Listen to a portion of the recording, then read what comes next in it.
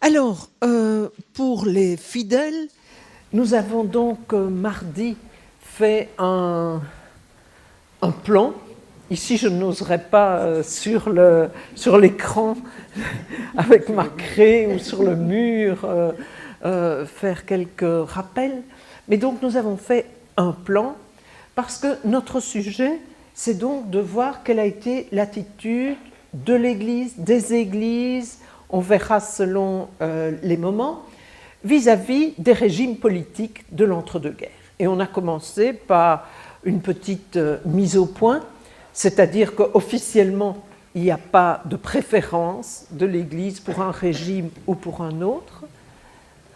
On s'y est mis, puisque vous avez dit, alors, on y va. Merci.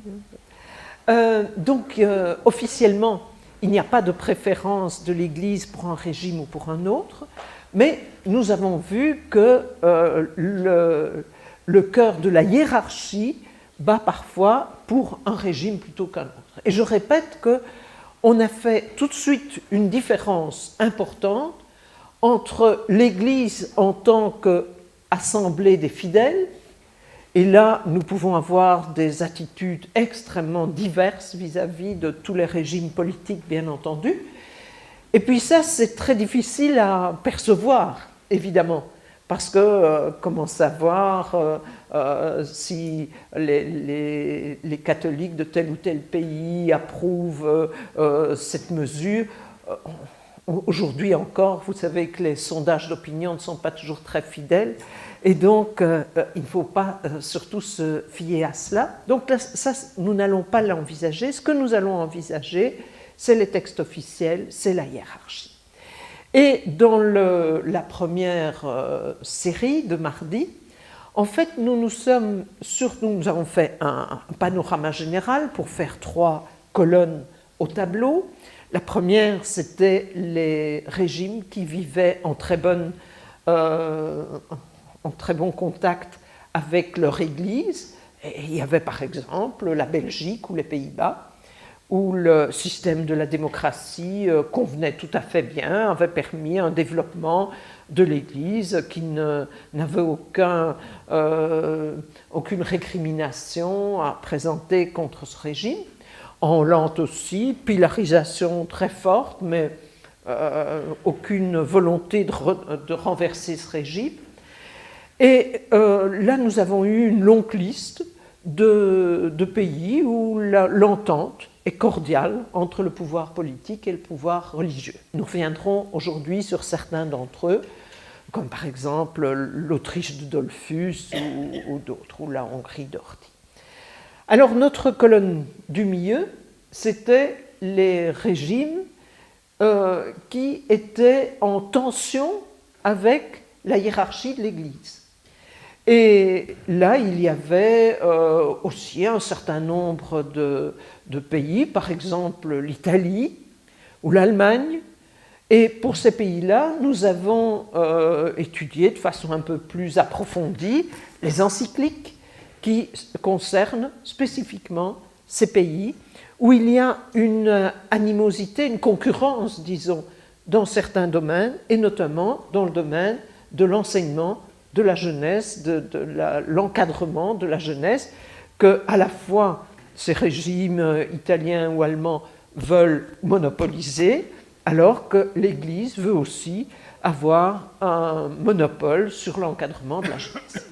Et puis il y avait la troisième colonne, et la troisième colonne, c'était les heurts violents entre Église et pouvoir politique. Et ces heurts violents, je crois qu'il y en a aussi là. Non, laissez, ça n'a pas d'importance. Ces heurts violents, c'était essentiellement avec des pays qui avaient une politique anticléricale. Alors, c'est la France. Bon, 1905, c'est essentiellement des lois anticléricales. On est, nous, dans l'entre-deux-guerres, mais il y a encore une forte pression des milieux radicaux socialistes, par exemple, qui sont anticléricaux.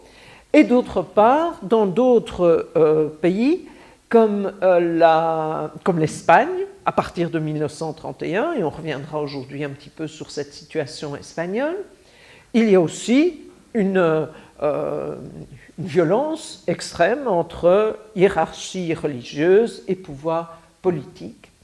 Et puis, le cas par excellence, c'est la Russie, avec une encyclique qui est une encyclique particulière contre le communisme, alors que l'encyclique sur le fascisme italien était accommodante, que l'encyclique Mitbrennender Sorge n'était destinée qu'aux Allemands et laissait la porte ouverte à certaines possibilités d'améliorer les relations. Avec le communisme, il n'y a absolument aucune possibilité d'entente. Et je rappelle que ce qui est reproché au communisme, ce n'est pas le goulag, on est en 1937, ça aurait été possible, ni même les persécutions religieuses, parce qu'elles ne concernent que très peu des catholiques, donc ça n'est pas ça. Mais ce qui est reproché dans cette encyclique, c'est essentiellement d'avoir donné une vision uniquement laïque, je dirais, de la société, qui ne prend pas en compte une vision spirituelle de l'être humain, et d'avoir introduit des nouveautés telles que l'amour libre, le mariage qui n'est pas forcément religieux, et d'autres choses qui sont considérées comme épouvantables.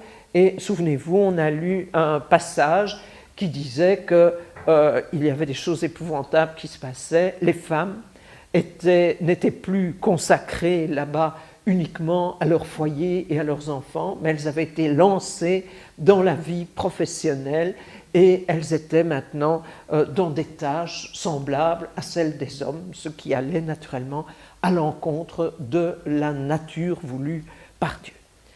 Donc, après ce panorama qui ne se veut pas totalement complet, évidemment, je n'ai pas parlé, par exemple, des pays scandinaves.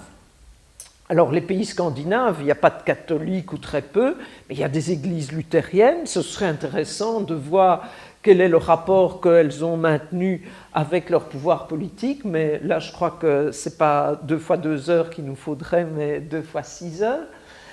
Et aujourd'hui, je vais prendre quelques cas d'espèces. On va éclairer quelques cas particuliers de rapports entre Église et pouvoir politique dans l'entre-deux-guerres au fil de quelques exemples choisis. Alors, premier exemple, c'est parce que la fois passée, nous avons discuté s'il lui fallait un H ou 2 H. C'était Horthy, hein, la Hongrie de Horthy.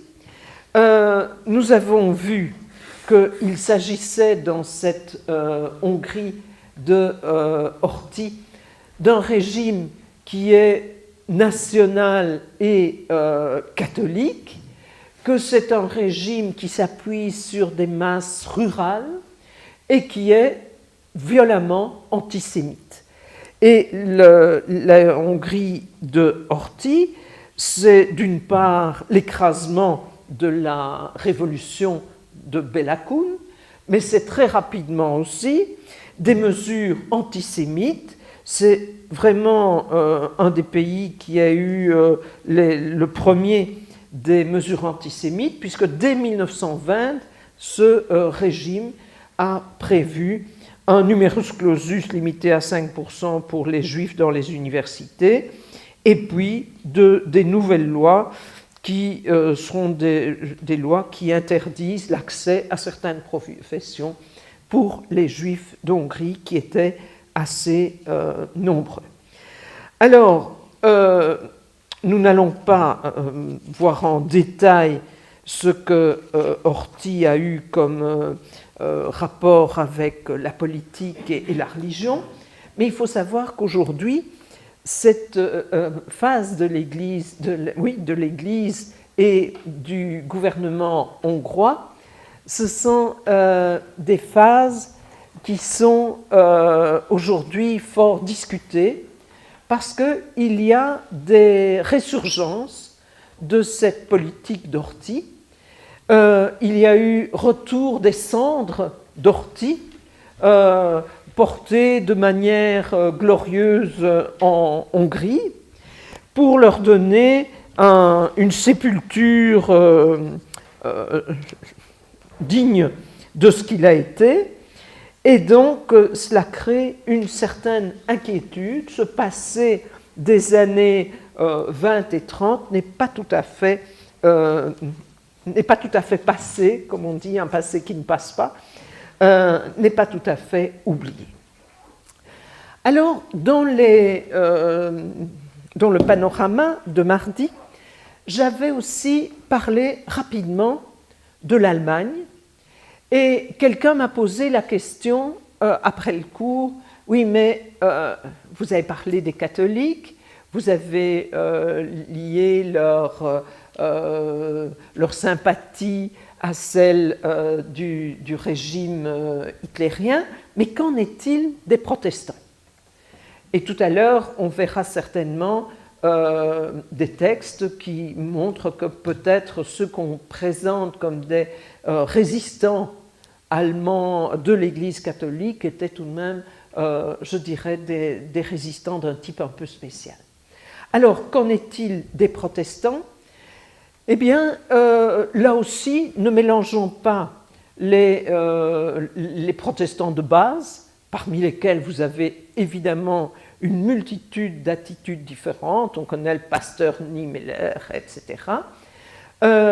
Mais lorsque on regarde l'ensemble des églises, on ne peut pas dire qu'elles se sont définies par leur résistance au nazisme. Pourquoi? Mais parce que si on regarde les textes de Luther, alors l'année prochaine, vous n'ignorerez plus rien de Luther, parce que ça va être l'année Luther de tous côtés. Et l'année Luther, c'est pourquoi? Parce que c'est 1517, le moment où il affiche ses propositions sur l'église de Wittenberg. Et il y a naturellement des festivités qui sont organisées pour le 500e anniversaire de ce démarrage du protestantisme. Mais lorsqu'on regarde les textes de Luther, il y a des choses qui ne sont pas très sympathiques aujourd'hui, mais qui ont été bien sympathiques aux nazis. Alors, de quoi s'agit-il? Eh bien, c'est un texte essentiellement de 1543. Ce sont 2 livres. Et l'un s'appelle « Des Juifs et de leurs mensonges ». Alors, c'est un pamphlet d'une rare violence qui va entraîner de nombreuses exactions. Alors, on en a des témoignages parce qu'il y a des récits de vie, notamment d'un juif Jossel, qui raconte ce qu'il a vécu en 1536-1537, et il a vécu des violences parce qu'on se basait sur les écrits de Luther pour lancer ces violences. Il dit en 1536-37, le duc de Saxe nous déclara hors la loi et refusa au peuple juif de mettre le pied dans son pays. Ceci arriva du fait d'un prêtre nommé Martin Luther, c'est vrai, il était moine. Puis son corps et son âme périrent en enfer. Dans les nombreux livres hérétiques qu'il écrivit et propagea, alors c'est amusant qu'un juif dise de Luther qu'il est hérétique, hein, mais il prend les mots de son époque. Il disait qu'il n'y avait pas d'espérance possible pour quiconque aidait les Juifs. Ces nombreux écrits dressaient les seigneurs et le peuple contre nous, au point qu'il était impossible aux Juifs de se défendre. Et il avait demandé, ce Jossel, à Luther d'intervenir auprès de princes protestants, et il avait refusé clairement. On peut considérer que dans ce texte, il y a presque des appels au meurtre de la part de Luther contre les Juifs. Et le plus lourd de conséquences, bon, il y a d'autres choses très antisémites chez Luther. Il y a notamment cette figure de la truie, du juif et de la truie. La truie a sous sa queue le Talmud, et on a gravé ce bas-relief sur un certain nombre d'églises et de temples. Donc, les conséquences pour notre époque, parce que je ne suis pas là pour parler de Luther et de 1517, mais les conséquences pour notre époque, c'est qu'au moment où le nazisme établit sa politique d'antisémitisme, un certain nombre de protestants ont la confirmation de ce que Luther avait dit précédemment. Et par exemple, lorsqu'on pense à des personnages du régime qui ont adhéré au nazisme, eh bien, il y a par exemple Ludendorff, le maréchal Ludendorff, et sa femme, qui se sont engagés à fond dans une fondation d'un véritable protestantisme national, un protestantisme qui se voulait un protestantisme de choc pour une nouvelle guerre de religion. Et donc leur but, c'était de créer des églises réformées nationales. Et ces églises réformées nationales, elles devaient contrer les églises catholiques qui étaient considérées comme étant trop liées au pape et donc à des pouvoirs étrangers.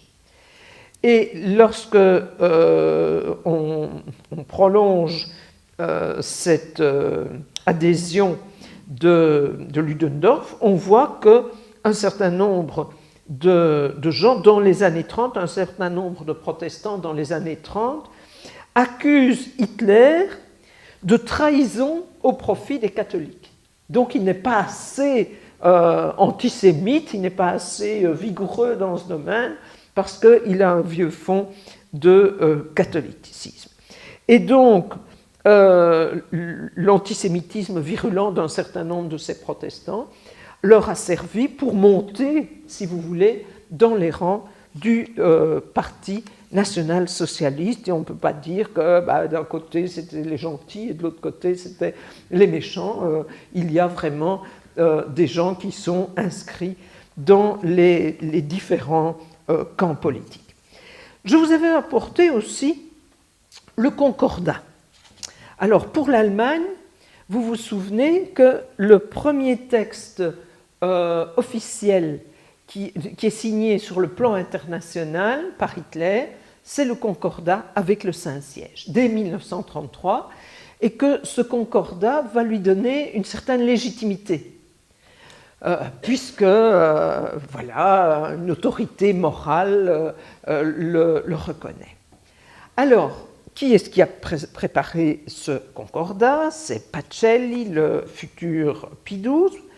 Et j'ai pris quelques extraits.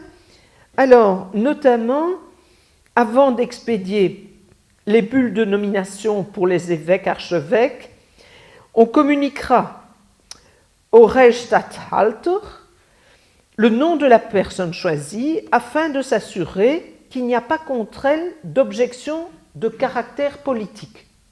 Bon, ça devait être assez peu probable qu'il y ait des candidats archevêques qui soient anarchistes ou communistes, mais c'était prévu, en tout cas dans le Concordat. Les évêques prêteront entre les mains du Reichsstatthalter un serment de fidélité selon la formule suivante: devant Dieu et sur les saints évangiles, je jure et promets, comme il convient à un évêque, fidélité au Reich allemand et à l'État. Je jure de faire respecter par mon clergé le gouvernement allemand établi selon ses lois constitutionnelles, me préoccupant, comme il est de mon devoir, du bien et de l'intérêt de l'État allemand. Je chercherai, dans l'exercice du saint ministère qui m'est confié, d'empêcher tout préjudice qui pourrait le menacer. Alors vous me direz, ce sont des formules un peu classique, mais j'imagine pas qu'un concordat avec la République française soit évidemment signé sur le même modèle. Alors, un autre article, à l'armée du Reich allemand sera concédée une assistance religieuse. La direction de l'assistance spirituelle de l'armée appartient à l'évêque militaire. Sa nomination ecclésiastique sera faite par le Saint-Siège après s'être mis en communication avec le gouvernement du Reich pour la désignation, d'accord avec lui, d'une personne idoine. En outre, vous vous souvenez sans doute qu'au moment de l'accès au pouvoir de Hitler, il supprime les autres partis, et notamment le parti Zentrum, qui était le grand parti catholique qui avait existé. Et la hiérarchie accepte cette disparition, article 32 du Concordat, en raison des actuelles circonstances particulières de l'Allemagne et en considération des garanties créées par les dispositions du précédent Concordat, le Saint-Siège édicte des dispositions excluant pour les ecclésiastiques l'appartenance à tout parti politique et activité politique.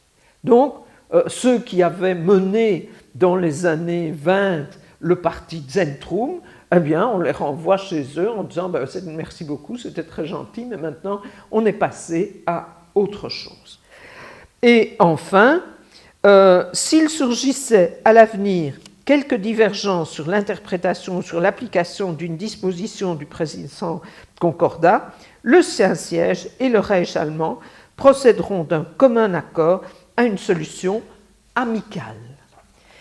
Donc ça conforte certainement ce que je vous ai dit à propos des différents textes, des différentes encycliques, une possibilité de s'entendre avec les fascistes italiens ou avec les nazis allemands, mais pas évidemment avec les laïcs, les anticléricaux, les athées, etc. Alors, un autre État dont on n'a pas encore parlé, mais qui dans l'entre-deux-guerres va naître et va avoir un lien tout à fait particulier entre Église et État, c'est la Slovaquie. Alors, la Slovaquie est aujourd'hui un État, mais elle a été pendant des décennies liée aux Tchèques, mais cette Tchécoslovaquie, elle était née après le traité de Versailles, et à la fin de la Première Guerre mondiale, en 1919, disons que la Tchécoslovaquie est créée. Alors, cette Tchécoslovaquie, elle est formée de deux parties. Une partie qui est la Tchéquie, qui est assez industrialisée et assez laïque. Encore aujourd'hui, quand on regarde les pourcentages d'incroyants en Europe, ce sont les Tchèques qui sont en numéro 1 avec les Français, je crois. Mais donc c'est un pays avec une tradition laïque. Il faut peut-être réfléchir à pourquoi il y a eu autrefois certains Jean Hus qui a diffusé sa parole, sa pensée en Tchéquie, qui a été, tous ces hussites ont été massacrés, et donc il y a pu y avoir, face à l'Église catholique qui était dominante dans l'Empire austro-hongrois, une certaine distance qui s'est marquée rapidement par une laïcisation de cette partie du pays. À côté de cette Tchéquie, il y a une Slovaquie qui, dans les années 20, encore plus qu'aujourd'hui, bien sûr, est rurale et est très catholique. Et donc, c'est un peu une union qui a été réalisée pour des raisons politiques, pour faire un État tampon par rapport à l'Allemagne, par rapport à la Hongrie qu'on a dépecée, etc. Mais cette Tchécoslovaquie va s'avérer fragile. Et vous connaissez bien sûr Munich, 1938. Et qu'est-ce qui se passe à Munich, en dehors des questions des Sudètes et du dépaissement justement de la Tchécoslovaquie? C'est que la partie Slovaquie va faire sécession. Et la partie Slovaquie fait sécession, et là, la personne qui va prendre le pouvoir ce n'est pas n'importe qui pour notre propos. En 1938, c'est Joseph Tiso qui devient le Premier ministre. Il avait déjà été précédemment ministre dans les gouvernements tchécoslovaques. C'est un prêtre catholique. C'est un prêtre catholique qui a fait des études de théologie, qui a été prêtre dans plusieurs paroisses, qui a été à la tête d'un séminaire théologique et qui s'est lancé par la suite dans la politique comme dirigeant d'un parti qui s'appelle le Parti du peuple slovaque. Et ce parti avait été fondé par un autre prêtre, le prêtre Hlinka, et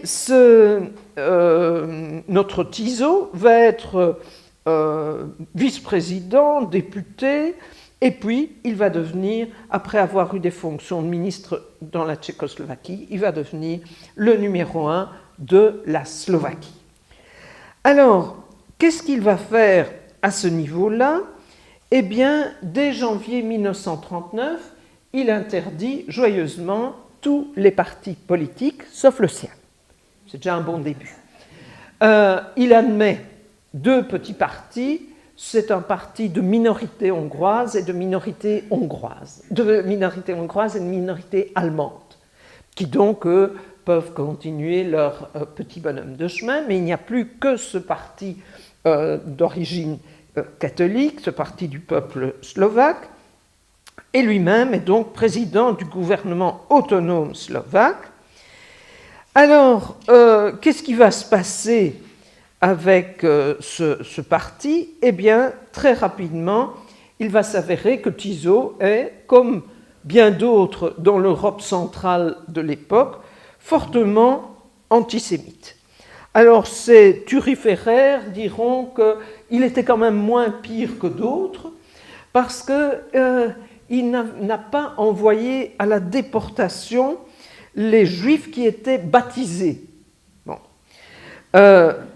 Il a déporté à partir de mars 1942 les Juifs de son pays, et on considère que 75% de la population juive de Slovaquie a été exterminée dans les camps nazis avec l'approbation de Tiso. Alors, les choses commencent à mal tourner pour lui en avril 1945, puisque approche l'armée rouge. Il s'enfuit en Autriche, il va être rattrapé, c'est un des rares qui va être rattrapé par les troupes alliées et confié pour son jugement au gouvernement tchécoslovaque. Et en fait, le gouvernement tchécoslovaque va le juger pour haute trahison et il sera pendu en 1947. Alors, quel est le lien de son itinéraire avec la question religieuse? Eh bien, je voulais vous lire quelques extraits de lettres pastorales des évêques slovaques. Alors, 26 avril 1942, une lettre pastorale des évêques slovaques. L'influence juive a été pernicieuse, non seulement économiquement, mais aussi dans les sphères culturelles et morales. Ils ont fait du mal à nos fidèles. En conséquence, donc, ils ne s'opposeront pas aux actes légaux du gouvernement lorsqu'il prend des mesures pour éliminer l'influence néfaste des Juifs. Donc c'est un encouragement au gouvernement à aller de l'avant dans la livraison des Juifs slovaques. Et Monseigneur Tiso est absolument sur la même longueur d'onde. Dans un discours du 15 août 1942, il ajoute une référence chrétienne tout à fait aberrante. Il dit que l'élément juif ait mis en péril la vie des Slovaques. Je pense que plus personne n'a besoin d'en être convaincu. Les choses seraient bien pires si nous n'étions pas débarrassés d'eux, et nous faisons cela selon le commandement de Dieu. Cherchez dans vos Bibles, vous aurez bien du mal à le trouver. Slovaque, va, débarrasse-toi de ton parasite. Alors c'était, paraît-il, un commandement de Dieu. Donc, on a là certainement un exemple flagrant de lien entre cet antisémitisme, ces sympathies pour des régimes autoritaires et une Église dans sa hiérarchie en tout cas. Et à un certain moment, il y a eu 14 000 juifs déportés sous prétexte qu'ils aidaient les résistants. Et à ce moment-là, il y a eu un message tout de même de Pie XII qui dit à son nonce « Rencontrez immédiatement Tizot, informez-le que sa sainteté éprouve un profond chagrin qu'un très grand nombre de personnes, contrairement au principe de justice et d'humanité, souffrent dans ce pays du fait de leur nationalité et de leur race. » Et Monseigneur Tizot va répondre au pape, et il va répondre en répétant sa haine des Juifs. Et voilà ce qu'il écrit à Pie XII le 8 novembre 1944. « Le gouvernement de la République slovaque a mené des actions dont il est accusé, contre les tziganes et les juifs, non pas en raison de leur nationalité ou de leur souche, mais au nom du devoir de défendre la nation contre des ennemis qui, depuis plusieurs siècles, œuvraient à sa destruction. » Et ce qui est naturellement problématique pour nous, pour la question qui nous préoccupe aujourd'hui, c'est que Tizot était un prêtre. Pie XII aurait pu le convoquer. Pie XII aurait pu le faire venir à Rome et le destituer. Il aurait pu le menacer d'excommunication. Il aurait pu l'excommunier si c'était nécessaire. Et il s'est contenté de le rappeler à l'ordre et plus tard de lui retirer son titre de monseigneur, ce qui a dû profondément l'affecter, comme bien nous pouvons penser. Donc voilà un exemple extrêmement clair d'une collusion entre ces milieux d'extrême droite de la République slovaque et l'Église, et où les minces mises en garde du pape n'ont servi évidemment à rien du tout. Un autre exemple dont je voulais parler, c'est l'exemple de l'Autriche. Alors, l'Autriche, là aussi, un État créé après la Première Guerre mondiale, fortement rétréci par rapport à ce qu'il avait été autrefois au beau temps de l'Autriche-Hongrie. Et cet État autrichien est aussi un État mixte, c'est-à-dire que d'une part, il y a une population rurale fortement catholique, et d'autre part, il y a une ville de Vienne et quelques grandes villes, Linz et autres, qui est très ouvrière et vivement socialiste. Alors ce sont ces deux mondes qui vont se croiser et s'affronter, et en fait ils vont s'affronter essentiellement autour du personnage de Engelbert Dollfuss. Cette fois j'ai vérifié, c'est 2 L et 2 S. Parce que hier je ne savais plus pour Horthy. Alors, quel est le régime de ce Dollfuss et comment est-il arrivé au pouvoir? Eh bien, je vous ai dit qu'il y avait un très fort parti socialiste, des grands leaders de l'internationale socialiste sont autrichiens. Il y a un parti communiste qui n'est pas négligeable en Autriche dans les années 20. Et à un certain moment, c'est le parti catholique qui va gagner les élections. Et donc, à ce moment-là, les choses vont se retourner, et d'abord d'une manière démocratique.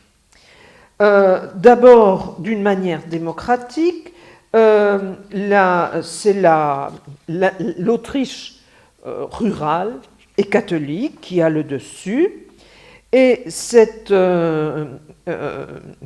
Autriche rurale et catholique, elle va mettre au pouvoir un certain nombre de politiciens qui sont des prêtres. Il y a par exemple Ignaz Scheipel, qui ont comme objectif l'antisocialisme et l'antisémitisme. Et il va y avoir une polarisation de plus en plus forte en Autriche entre ces deux pôles, d'une part ce pôle conservateur catholique et partisan d'un État autoritaire, et d'autre part le bastion rouge de Vienne. Alors, le personnage de Dollfuss, c'est ce que certains ont appelé une dictature de sacristie. Bon. Pourquoi ? Parce que Dollfuss est quelqu'un qui est né dans un milieu extrêmement religieux, dans un milieu rural. Alors, ce qui est un peu contradictoire, c'est qu'il était le fils naturel d'une brave dame, mais il avait envisagé de devenir prêtre, mais en fait, lui, il ne sera pas prêtre, il est profondément catholique, mais pas prêtre. Alors, pour la petite histoire, c'est le cas de le dire petite, il mesurait 1,50 m et ses biographes ont imaginé son parcours comme étant un parcours de revanche vis-à-vis de ce qu'il n'avait pas pu faire à cause de sa petite taille. On l'appelait milliméternik.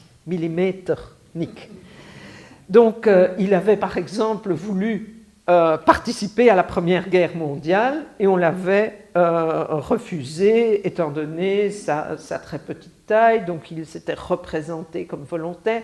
C'est quelqu'un qui a sans doute un itinéraire de souffrance personnelle que je laisse aux psychologues à analyser, mais donc il est promu à la tête d'un certain nombre de coopératives catholiques, de caisses d'assurance catholiques, et il devient un des membres les plus éminents du Parti conservateur social chrétien.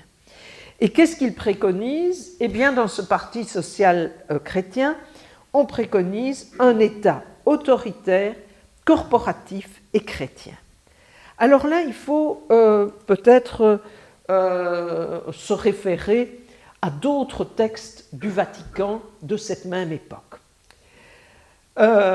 La doctrine sociale de l'Église a été exprimée pour la première fois en 1891 et 40 ans après, le pape refait un texte, c'est pas compliqué à se souvenir, 40 ans après, le texte s'appelle Quadragesimo Anno, donc pour le 40e anniversaire, et le pape, en 1931, ne va plus tonner comme son prédécesseur contre les syndicats, mais il va proposer de remplacer les syndicats par une formule meilleure qui est celle des corporations.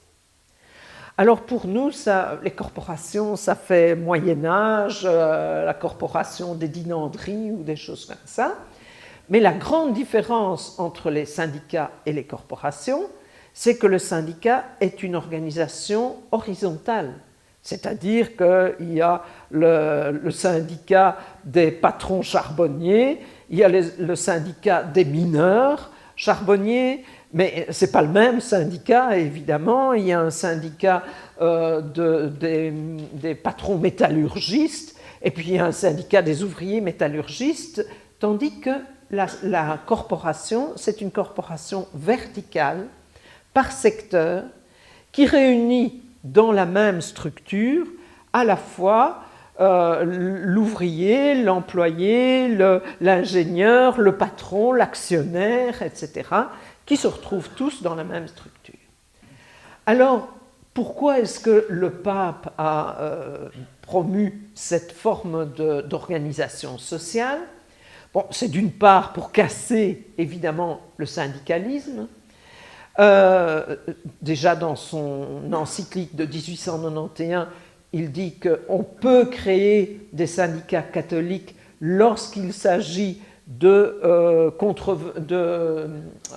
concurrencer des syndicats sans Dieu, mais on ne peut pas les faire sinon s'il n'y a pas de nécessité de concurrence. Et donc, c'est d'une part pour concurrencer les syndicats, pour les briser, mais d'autre part, c'est aussi parce qu'il y a une idée philosophique depuis le Moyen-Âge qu'une société, c'est un corps. Et le corps, il a une tête, il a des bras, il a des jambes, et ce corps doit vivre harmonieusement, alors que le syndicat horizontal, c'est évidemment le conflit entre les ouvriers mineurs et le patronat charbonnier, entre les travailleurs de la sidérurgie et le patronat, etc. Donc c'est un conflit de classe, une mentalité de conflit. Et pour le pape, qui s'en réfère à des théologiens du Moyen-Âge, au contraire, la société doit être un corps. Alors au Moyen-Âge, qu'est-ce qu'on en disait? On disait que les bras, c'était les chevaliers qui combattaient pour tout le monde. La tête, c'était les prêtres, les moines qui priaient pour tout le monde. Et puis les jambes, c'était les paysans qui nourrissaient tout ce monde-là. Alors c'est un peu la même chose dans la question du corporatisme que Dollfuss va reprendre à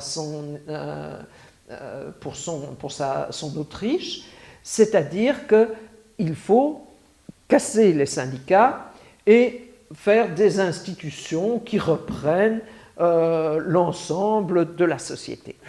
C'est déjà ce qu'il y a après l'encyclique de 1931 en Italie, c'est déjà ce qu'il y a dans le Portugal de Salazar, et donc Dollfuss va reprendre cette idée, il lui faut un État corporatiste et chrétien.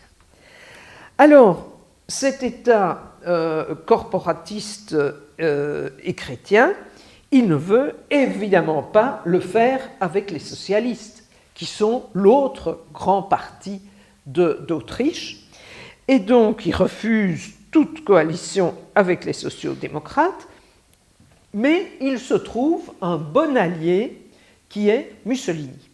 Alors, Dollfuss est anti-nazi, parce que les nazis ne sont pas catholiques et ne font pas la promotion d'un État corporatiste et chrétien, mais il est profondément fasciste et il est ami de Mussolini. Il y a une rencontre avec Mussolini qui l'assure de son appui. Et dès qu'en 1933, l'Autriche devient un État autoritaire, corporatif et catholique, la première chose que Dollfuss fait, c'est supprimer le droit de grève, supprimer le droit de réunion et interdire la presse marxiste, dissoudre le Parti communiste d'Autriche, mais aussi le parti nazi, parce que c'est un de ses concurrents sur son terrain. Et donc il n'y a que le Front patriotique, futur parti unique, qui subsiste. Et en fait, au début de 1934, il va y avoir des événements tragiques à Vienne. C'est-à-dire que les socialistes, qui sont le dernier parti encore non clandestin, vont lancer une grève générale qui va être extrêmement suivie. Alors ceux d'entre vous qui sont déjà allés à Vienne ont probablement vu ces quartiers de Vienne qui s'appellent Karl-Marx-Hof, Matteotti-Hof, etc., et qui sont une espèce de forteresse ouvrière. Ce sont les logements sociaux que les sociaux-démocrates avaient créés, et encore aujourd'hui, la majorité des gens à Vienne vivent dans les appartements qui appartiennent à la mairie. C'est un système tout à fait particulier, mais qui remonte à cette époque. Et donc, l'administration socialiste de Vienne a créé ces immenses cités ouvrières. Aujourd'hui, on dit que c'était en prévision parce que certaines ressemblent vraiment à des châteaux forts. Il suffit de baisser la grille et on est véritablement dans une forteresse. Et les ouvriers de Vienne vont se battre pendant des jours et des jours contre l'armée de Dollfus, contre les sbires de Dollfus, et ces heurts vont être extrêmement sanglants, puisque là, dans ces quartiers ouvriers, on a 2000 morts à regretter, à peu près 5000 blessés, et l'insurrection est matée au bout de pratiquement un mois. Je crois qu'elle commence le 19 janvier, elle finit le 16 février, ça fait à peu près un mois de résistance, 5000 blessés, et évidemment, le seul parti qui restait à ne pas être clandestin, le Parti socialiste, est supprimé, interdit bien entendu. Et quelques mois plus tard, le 1er mai 1934, Dollfus va doter l'Autriche d'une nouvelle constitution. Elle devient officiellement un État corporatif sans élection. C'est-à-dire qu'on dit gentiment dans le texte que les élections auront lieu quand les circonstances le permettront. On pourrait confier ça peut-être à nos amis congolais, parce qu'il y en a certains qui aimeraient bien aussi ce système-là. Alors, quelle est la fin de ce régime hyper catholique et hyper fasciste? Eh bien, en fait, le 25 juillet 1934, des SS vont tuer Dollfus. Alors là, moi j'ai un souvenir personnel, je ne sais pas si on peut se permettre des choses pareilles. Je ne vivais pas en 1934, hein, mais le 24 juillet 1934, mon père, qui est un petit adolescent de 13 ans, qui vient d'arriver à Bruxelles, mais qui est très politisé, il écrit sur un mur « Mort à Dollfus ». Parce que pour eux, Italiens, Dollfus, c'est l'équivalent de Mussolini. Et le lendemain matin, il s'éveille et on lui apprend que Dollfus est mort. Et il a toujours eu l'impression d'avoir tué Dollfus personnellement. Mais c'était donc une position très curieuse. Il est fasciste, mais il est assassiné par les nazis. Alors, à ce moment-là, il n'y a plus cet État corporatiste. Après la mort de Dollfus, il va y avoir assez rapidement l'Anschluss, et donc là, on ne parlera plus de ce régime qui se voulait un régime exemplairement catholique. Alors, est-ce que ce régime était inquiétant? Eh bien, je voulais vous lire un petit extrait d'un discours que fait Émile van der Velde, leader socialiste belge, qui dit ceci en mars 1935. À l'heure actuelle, le danger d'un gouvernement autoritaire à l'autrichienne est une chose qu'il ne faut pas négliger en Belgique.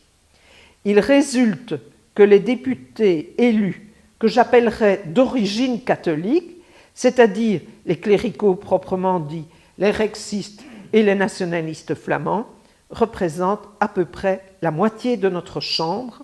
Si à un moment donné, ces gens venaient à se réconcilier, ce serait un très grave péril de se voir constituer une dictature de sacristie qui mettrait la Belgique dans la situation de l'Autriche. Donc, le côté religieux est véritablement ce qui cimente tout ce parti de Dollfus autour de son projet corporatiste. Alors, on doit aussi revenir peut-être sur la question de l'Espagne. Quel a été le rôle de l'Église dans la guerre civile, dans la césure de l'Espagne entre deux forces aussi opposées?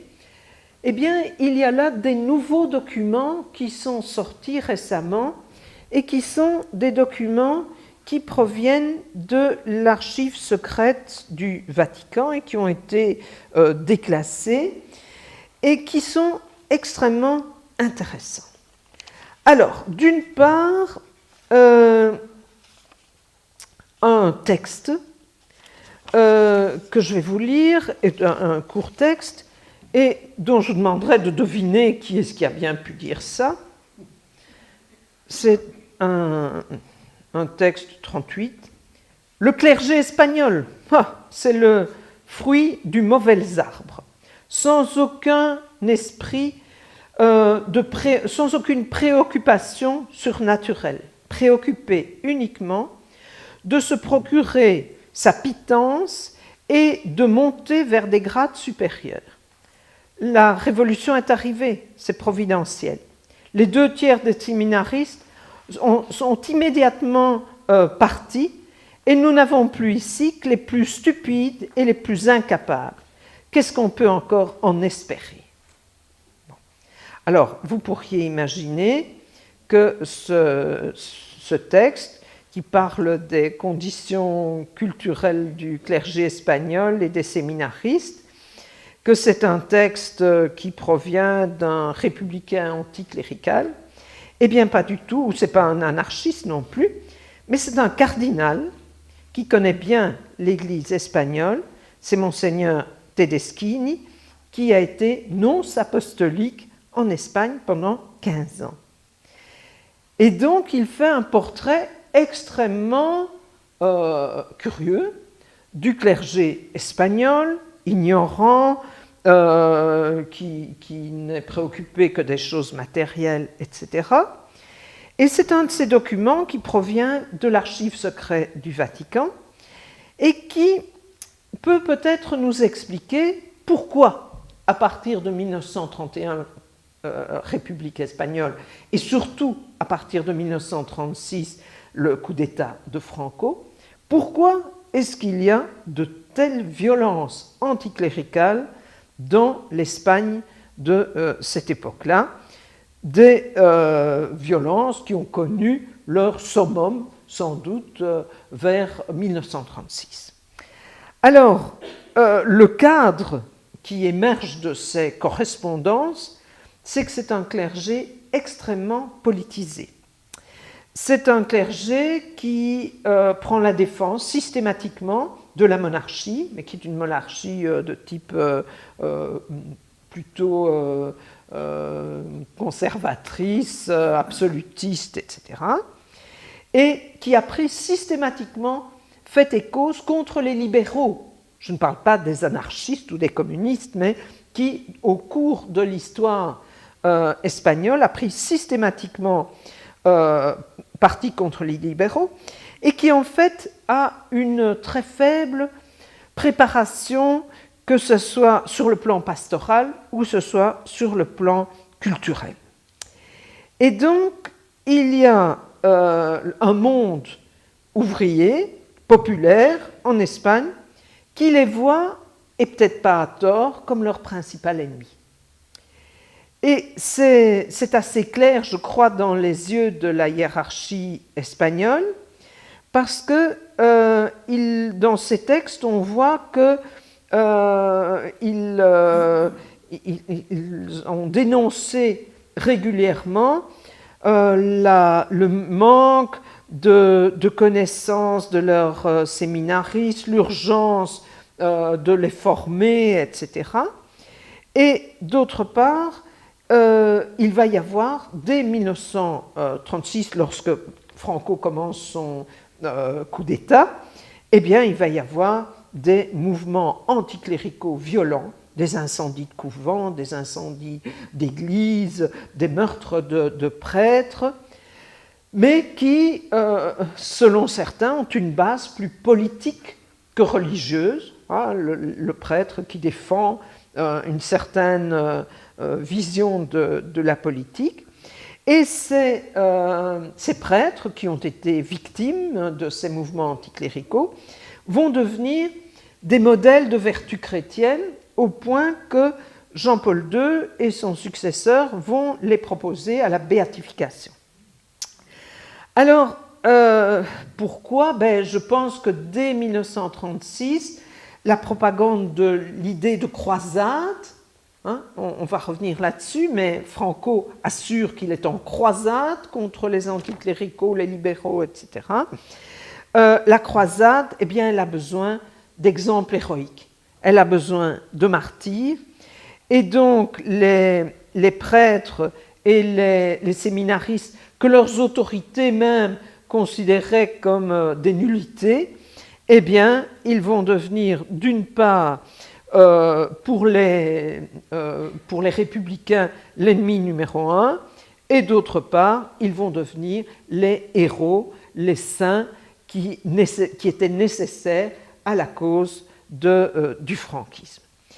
Et donc, là, on a des documents qui nous montrent une Église pas seulement victime et martyr, mais une Église qui est aussi extrêmement politisée sur le terrain.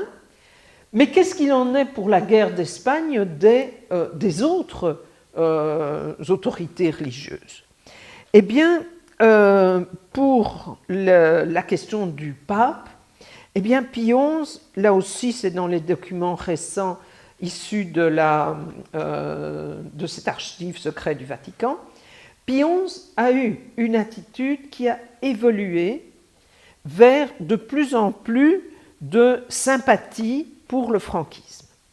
Alors, selon ces documents, il y a l'influence de Pacelli, du futur Pie XII, qui va le pousser à soutenir le mouvement de Franco.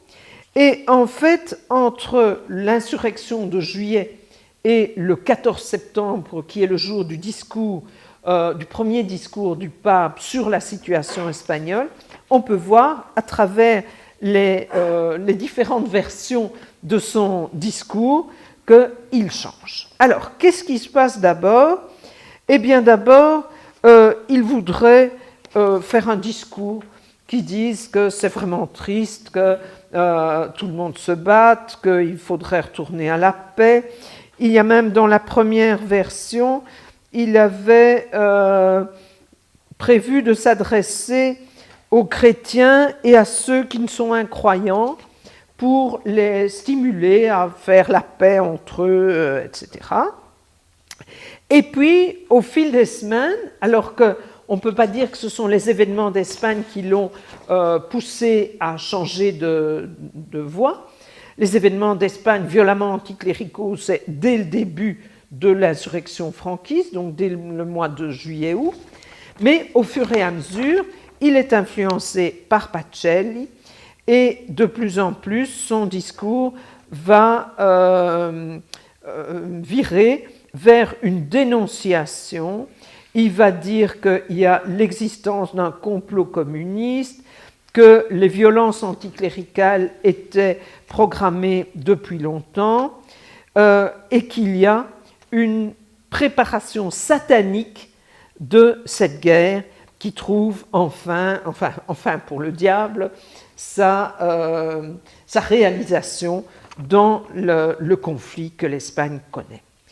Et donc, il va condamner le projet des républicains de fermer certaines congrégations, de s'opposer au mouvement séditieux, etc. Et son discours final, celui du 14 septembre 1936, c'est un discours qui va être immédiatement traduit en espagnol, distribué largement, parce que, en fait, il donne sa bénédiction à ceux qui ont accepté le devoir difficile et dangereux de restaurer les droits et les honneurs de Dieu et de la religion en Espagne. Donc, il y a là une légitimation du coup d'État de Franco dès le mois de septembre, et elle va être justifiée par la théorie de la guerre juste. Alors, la théorie de la guerre juste, elle est très ancienne, mais elle a surtout été organisée par saint Thomas d'Aquin, qui dit que si on veut lancer une guerre, il faut que les dommages dus à cette guerre ne soient pas supérieurs aux dommages du statu quo préalable à la guerre. Il faut que ce soit une autorité légitime qui lance la guerre, etc.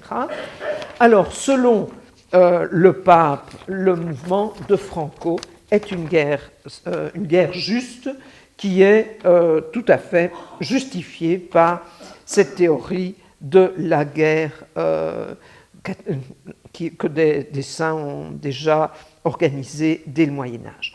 Et il dit, à ce moment-là déjà, il met le mot croisade, et ce même mot va revenir très souvent dans les discours du pape à propos de l'Espagne. Il va très souvent parler de cela, et en fait, il y aura relativement peu de réactions inverses. Il y a quelques catholiques, comme par exemple, ici vous avez dans les rangs de la droite catholique quelques grands noms comme François Mauriac à gauche, Georges Bernanos à droite, qui sont des catholiques fervents, mais qui, lorsqu'ils ont compris quelles étaient les atrocités qui se commettaient au nom du Christ roi, eh bien, ont commencé à faire des réserves. Et c'est le cas aussi pour l'Italie d'un théologien qui s'appelle Don Sturzo. C'est le cas de Maritain aussi, qui se détache de cette croisade qui se veut unanime du camp catholique. Et notamment, Bernanos, ce sera le livre « Les grands cimetières sous la lune » où il prend ses distances par rapport à la croisade telle qu'elle est présentée par les milieux catholiques traditionnels. Alors, en Belgique, qu'en est-il ? En Belgique, il y a des revues rares qui font la part des choses, des revues catholiques rares qui font la part des choses. Par exemple, une qui s'appelle Avant-Garde. Il y a quelques petits noyaux de catholiques qui n'embraient pas dans cette fougue pro-franquiste, mais par ailleurs, l'ensemble de la hiérarchie et l'ensemble de la presse catholique considèrent qu'il s'agit bien d'une croisade. Et si on prend l'exemple d'une revue qui s'appelle la Revue catholique des idées et des faits, qui est une revue assez théorique, assez intellectuelle, qui est menée par un abbé, l'abbé Van den Noot, eh bien, dès le 31 juillet 1936, l'abbé Van den Noot souhaite à Franco, enfin un pronunciamento, parce qu'à ce moment-là, Franco n'est pas encore le seul maître à bord, il souhaite de réussir vite et pleinement et invite les catholiques à prier parce qu'il va y avoir une dure bataille entre ceux qui veulent la destruction de nos traditions chrétiennes et de tout sentiment national et ceux qui entendent préserver l'Espagne et sa religion ancestrale. Donc c'est présenté véritablement comme une guerre de religion dans laquelle il n'est pas possible que les catholiques restent neutres. Il dira aussi que que la rébellion de Franco, c'est une réaction nationale contre l'anarchie et contre le communisme, et dès le début, il assure que les républicains sont aidés par Moscou. Ce sera vrai à un certain moment, mais pas depuis le début. Et que la patrie espagnole est en danger de disparaître sous les coups délibérés de la gauche. Et donc, à chaque fois, ils vont présenter les catholiques espagnols comme étant victimes d'une entreprise systématique, violente et même démoniaque.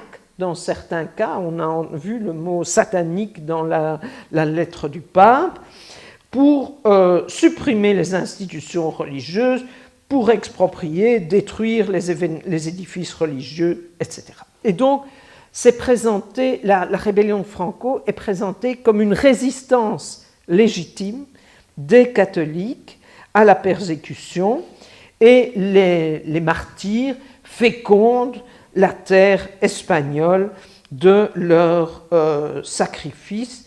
Et si jamais Franco ne réussissait pas, qu'est-ce qui se passerait ? Eh bien, pour l'abbé Van den Noot, Si Franco échoue, l'Église sera du coup rayée de la surface de l'Espagne. C'est donc une question de vie ou de mort pour le catholicisme espagnol et une absolue légitimité d'appuyer le soulèvement. Nous avouons ne pas comprendre comment un catholique pourrait se croire au-dessus de la mêlée, d'une mêlée où se joue l'avenir de son pays et le sort de l'Espagne. Alors, quand il dit les catholiques qui se veulent au-dessus de la mêlée, ça concerne évidemment des gens comme Bernanos qui considèrent qu'ils n'ont pas à s'insérer dans un camp qui fait au moins autant d'atrocités que l'autre.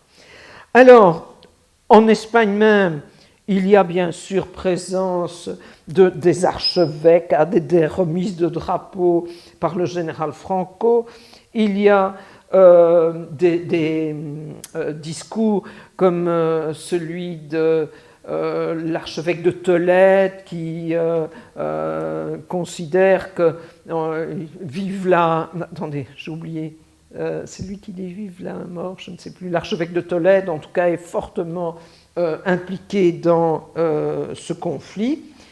Et du côté de la hiérarchie, il n'y aura que vraiment très très peu d'hésitation. Le cardinal Van Rooij, j'en ai parlé mardi, a notamment été tout à fait hostile à ce que des prêtres basques viennent ici en Belgique expliquer qu'eux, ils n'étaient pas franquistes.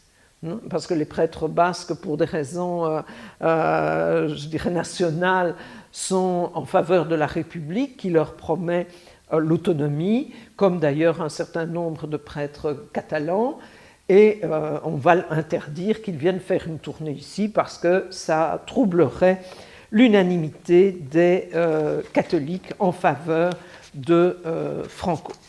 Alors, il faut dire que lorsque la victoire a été atteinte, eh bien, Pie XII, oui, c'est lui à ce moment-là, oui, en 1939, Pie XII, successeur de Pie XI qui avait commencé la sympathie pour l'Espagne, va célébrer la victoire des franquistes dans un message radiophonique pour saluer cette importante victoire qui est celle aussi du christianisme.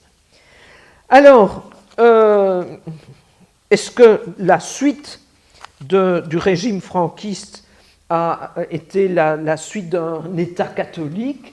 Ça dépasse un peu notre cadre, mais il est évident que l'Église a continué à avoir un rôle extrêmement important pendant tout le franquisme, étant donné l'appui qu'elle avait donné au régime lors de la guerre.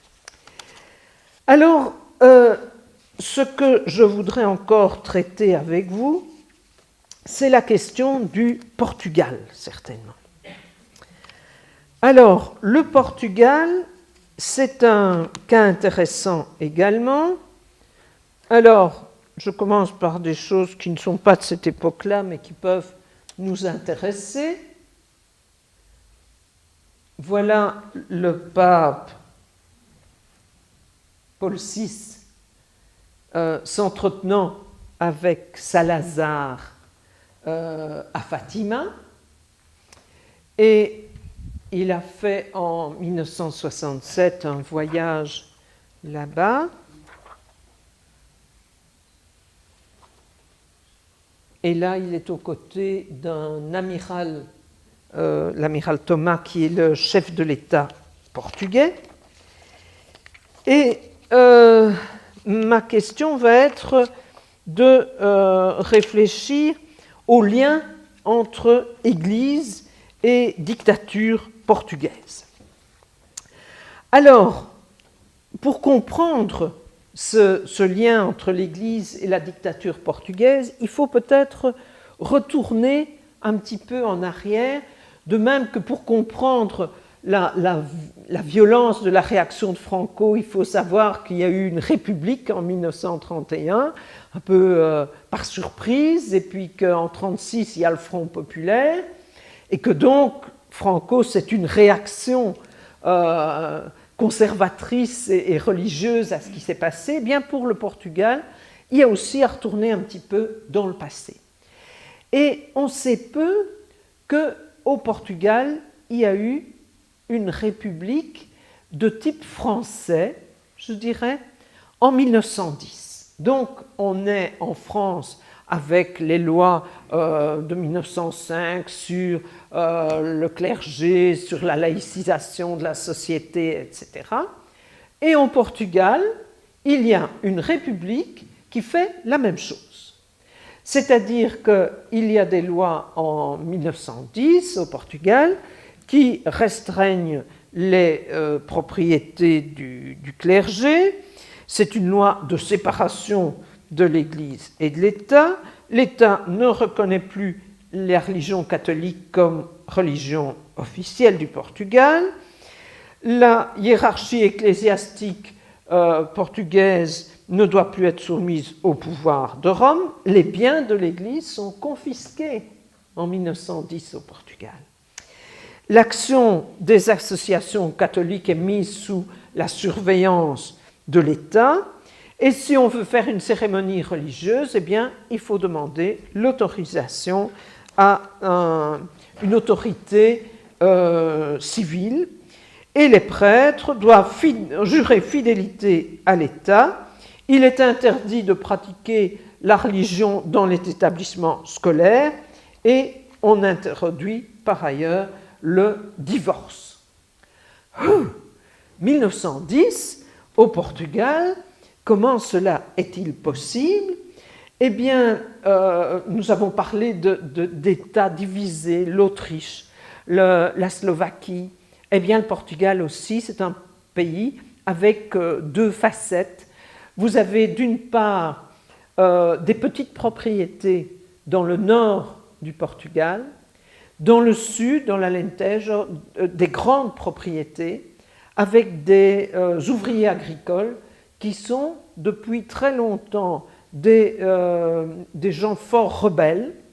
Il y a un mouvement anarchiste très fort dans le sud du Portugal et il y a une alliance, si vous voulez, entre les libéraux du Nord et ce prolétariat agricole très révolutionnaire du Sud contre l'Église, parce que les libéraux du Nord la voient comme une puissance réactionnaire, les ouvriers agricoles du Sud la voient surtout comme une propriétaire qui les exploite au même titre que d'autres propriétaires. Il y a donc là un lien qui fait que, ben oui, il y a un mouvement libéral, laïque, qui s'est développé au Portugal dans ce début du XXe siècle. Alors, qu'est-ce qui va se passer? Eh bien, il y a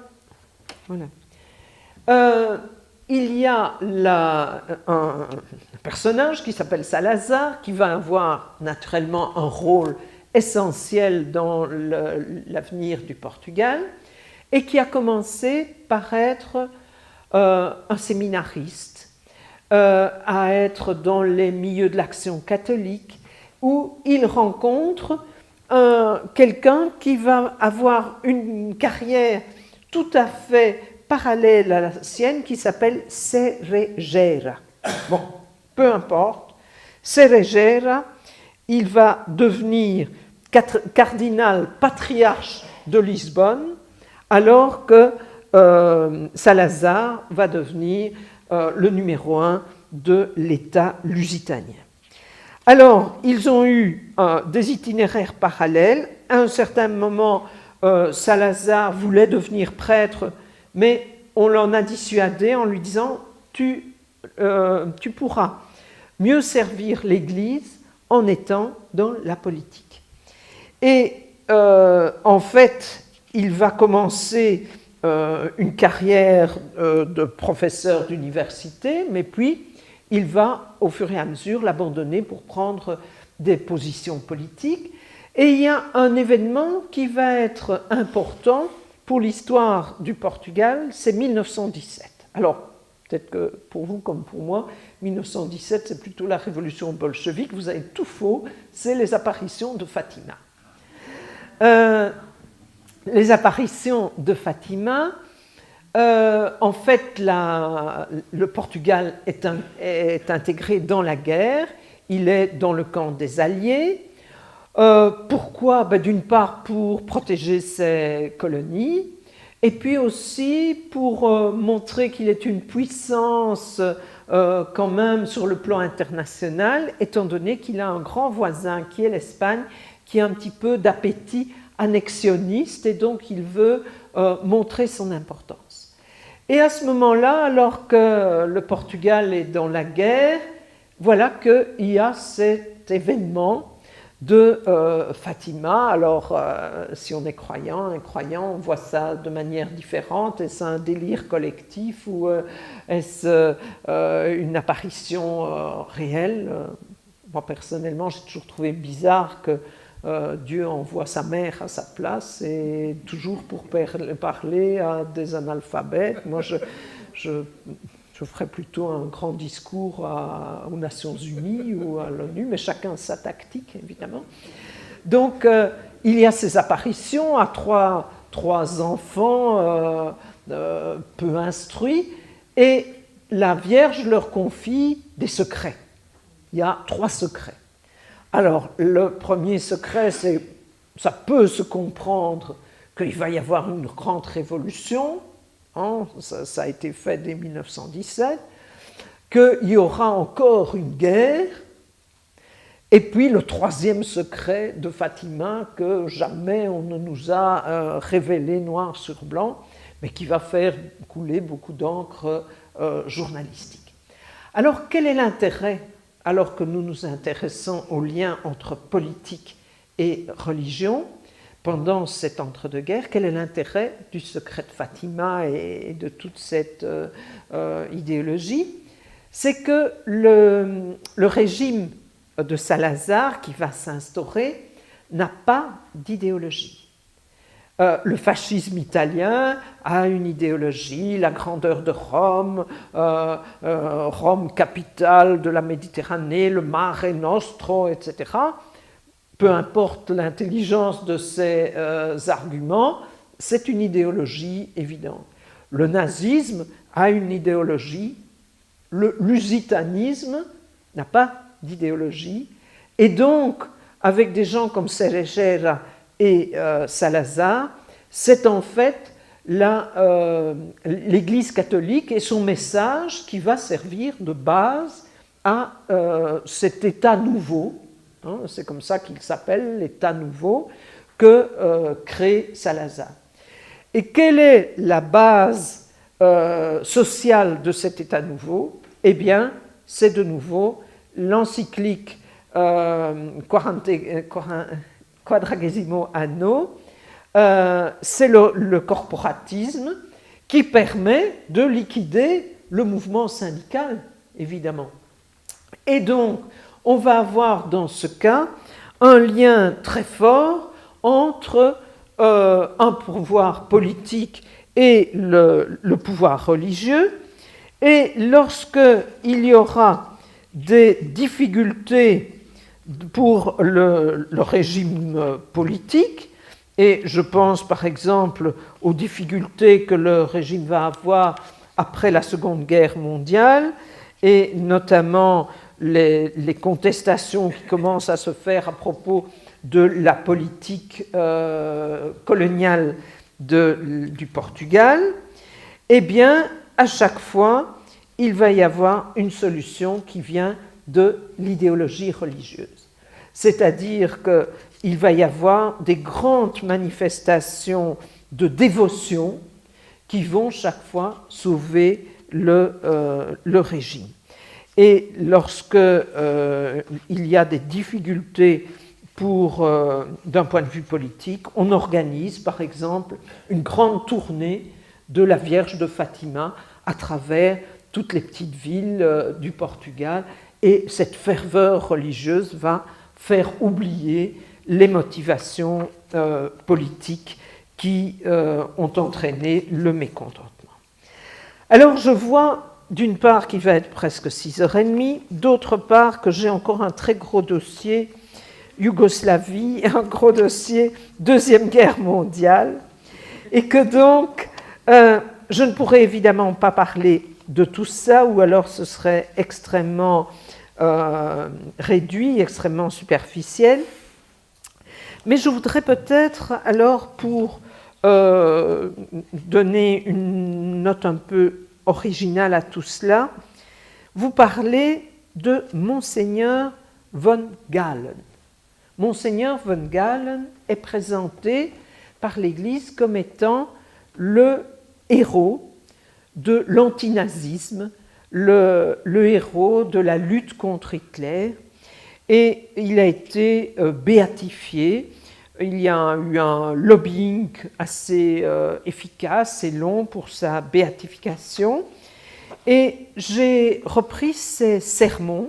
On présente toujours 3 sermons de Monseigneur von Galen en présentant cela comme des textes de l'antinazisme. Il était donc évêque de Münster. Et qu'est-ce qui se passe? Eh bien, il nous dit ceci. Je vais prendre quelques extraits parce que je ne pourrais pas tout vous lire. Münster se trouve encore sous le choc de la terrible destruction causée par l'ennemi extérieur, celui contre lequel nous nous battons. Ça n'a pas l'air qu'il se détache fort du régime. Alors, de quoi se plaint-il? Il se plaint parce que les biens de l'Église ont été confisqués par la Gestapo et qu'il y a eu des religieux expulsés. Et là, ça me fait un peu penser au pape Pie XI qui, dans Mitbrennender Sorge, se plaint que des religieux ont été envoyés dans les camps de concentration. Les autres, c'est pas trop grave, mais les religieux, c'est quand même excessif. Et il dit... mes chers diocésains, je voulais passer sous silence des mesures prises récemment par la Gestapo en raison de la rude épreuve que nous ont imposé les attaques ennemies. Donc, voilà cette pauvre petite Allemagne qui est attaquée, je suppose, par la Belgique, par la France, par la Pologne. En tout cas, il assure qu'ils ont été attaqués. Un peu plus loin, il se plaint de la fermeture des couvents, de l'expulsion des religieux. Bon, ils avaient peut-être besoin de logement, je ne sais pas. Mais il nous dit aussi qu'il faut prier. Évidemment, ça termine comme ça. Prions pour tous ceux de notre ville de Münster, que Dieu nous épargne d'autres épreuves, à nous, à notre peuple allemand, à notre patrie, à son chef d'État. Je ne sais pas s'il était obligé de dire ça, mais en tout cas, il le dit. Alors, il parle des soldats et il dit « Lorsque, comme nous l'espérons tous, ils reviendront victorieux, ils trouveront notre communauté occupée par des étrangers, disons même par des ennemis. » Donc, lorsque nous l'espérons tous, ils reviendront victorieux. Et on nous dit que c'est un héros de l'antinazisme. Nous continuerons d'accomplir notre devoir dans l'obéissance à Dieu et pour l'amour de notre patrie et de nos compatriotes.